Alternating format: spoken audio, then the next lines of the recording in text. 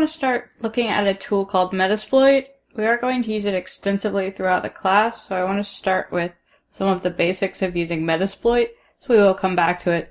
It's easier just to get the syntax down now, so we don't have to keep coming back to it throughout the class.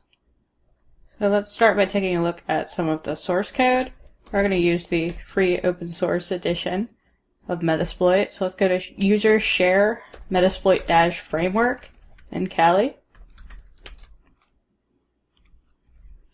If we do an ls on this directory, we can see some of our Metasploit programs as well as our Metasploit modules. All of Metasploit is going to be in our modules. If we go into the modules directory, we can see different parts of Metasploit, the auxiliary modules, encoders, exploits, NOPs, payload, and post modules. We will see all of these, except we're actually not going to work with the NOPs, particularly in this class, but we will see examples of some of the other modules. At any point, if we work with a certain module and you want to see its source code, you can just come into this directory and go into the relevant folder and move down to the particular module. These are all written in the Ruby programming language, so you may not be familiar with Ruby. We will actually take a look at a simple example of writing a Metasploit module towards the end of the course when we do exploit development, but primarily we won't really need to know any Ruby or really any of the nitty-gritty of how these work. We'll be able to use the Metasploit framework as is, but again we will take a quick example of building our own module. So, for example, we can go into, say, exploits. That's always fun. All of our platforms, that is broken down by platform. Say, Windows.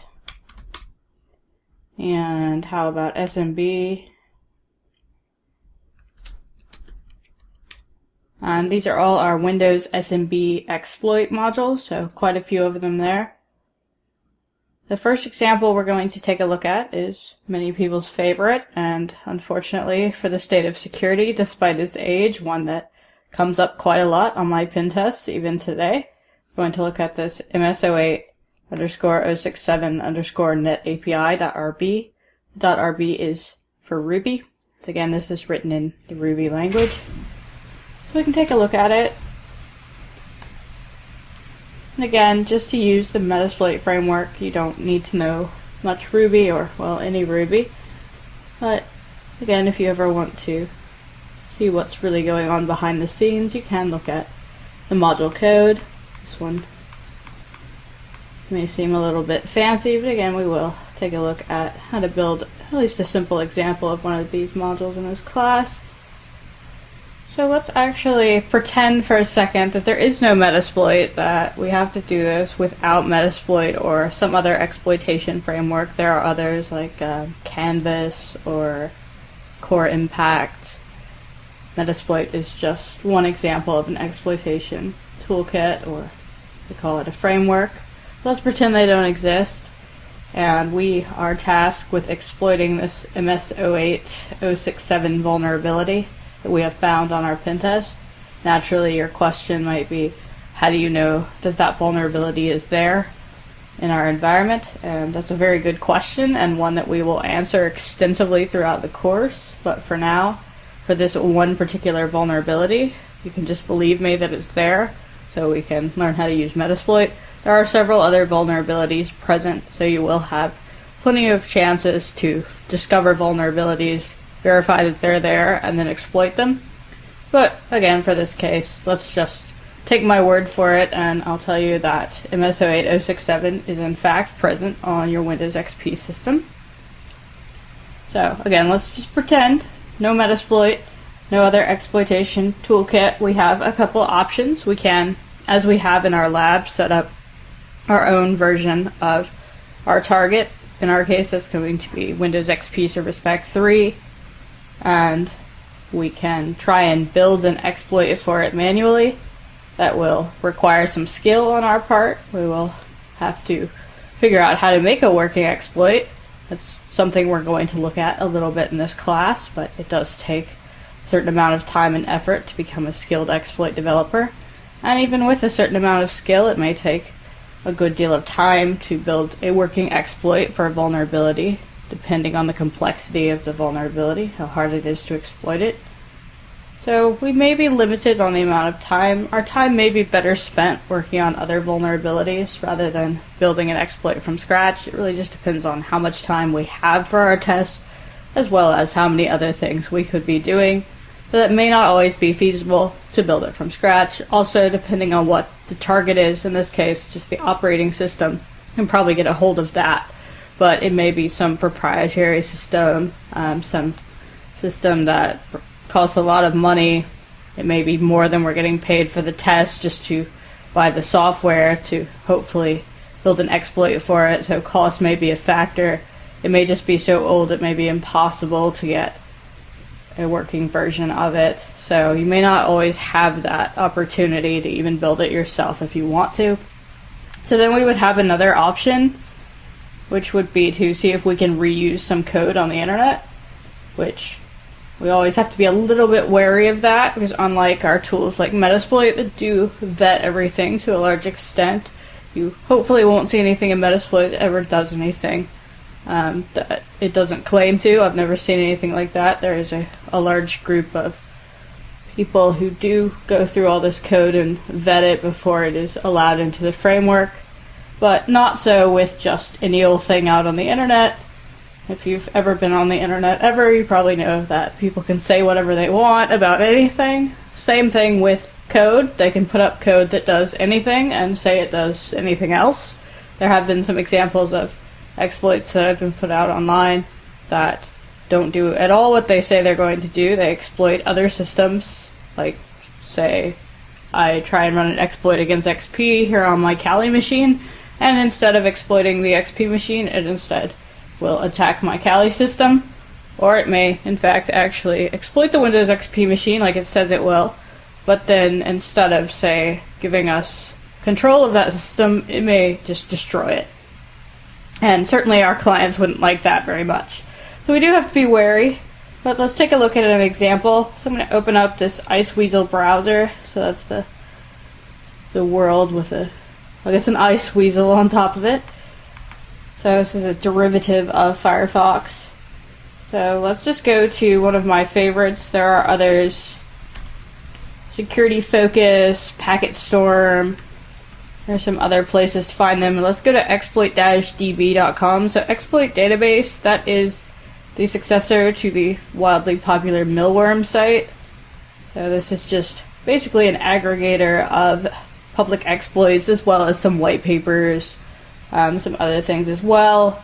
But primarily it's a dumping ground for public exploits. And again, you kind of have to be wary about what's on here. It may or may not be super malicious. So I would always encourage you to make sure you can read everything in it. So let's just do a search for MSO8067 and see what comes up. Seems to be a white paper here about the configure worm, which did use MSO8067.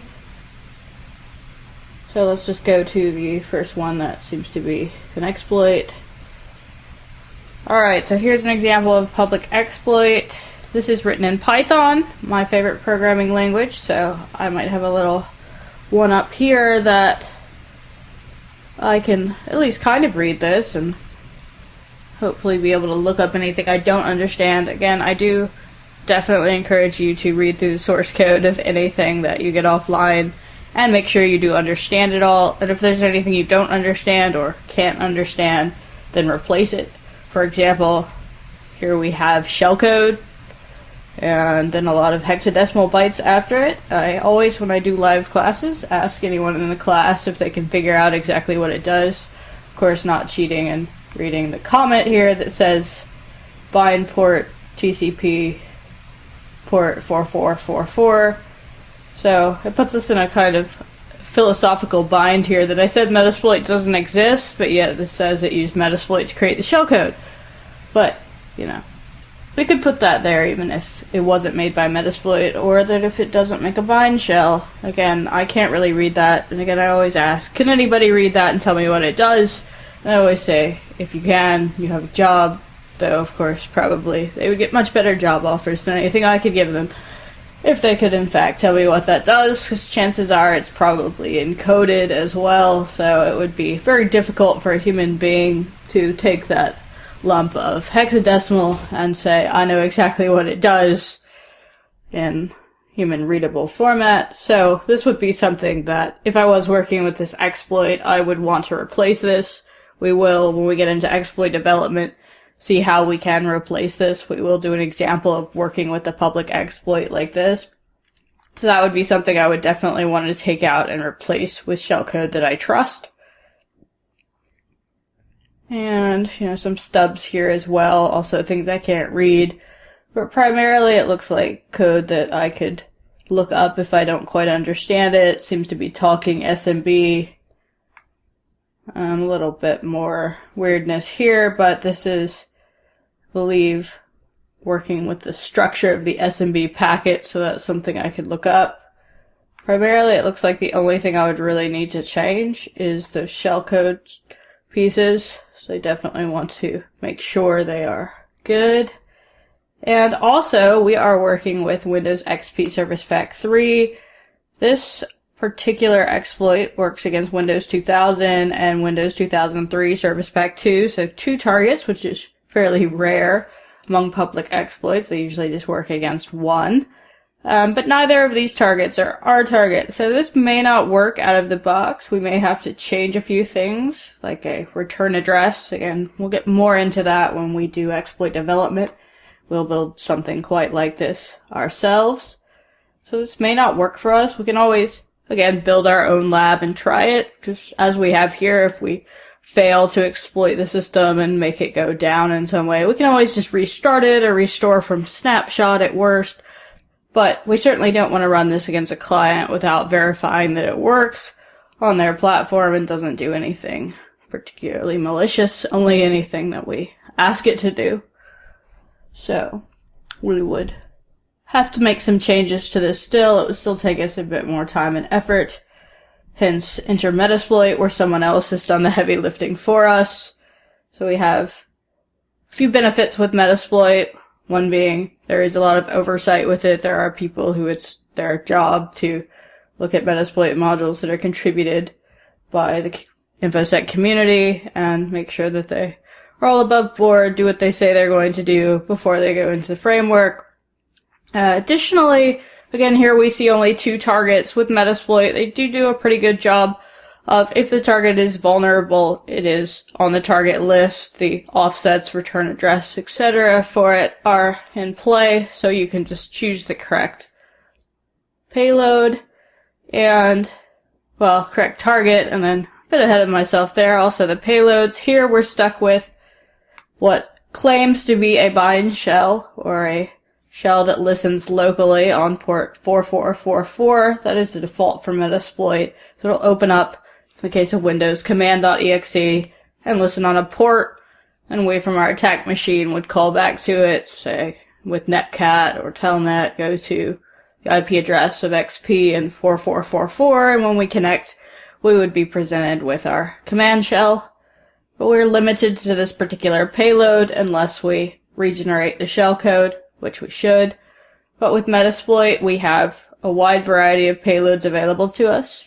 Anything that is written for Windows we should be able to use, as long as it fits in the space. Again, we'll get to space for exploits when we do exploit development. But we should have a few more options. We'll see that we do. We have lots of different things we can make it do. So, certainly a step up from this. We will see a couple of cases where we will have to work with public exploits, and again, we'll work with one ourselves during exploit development.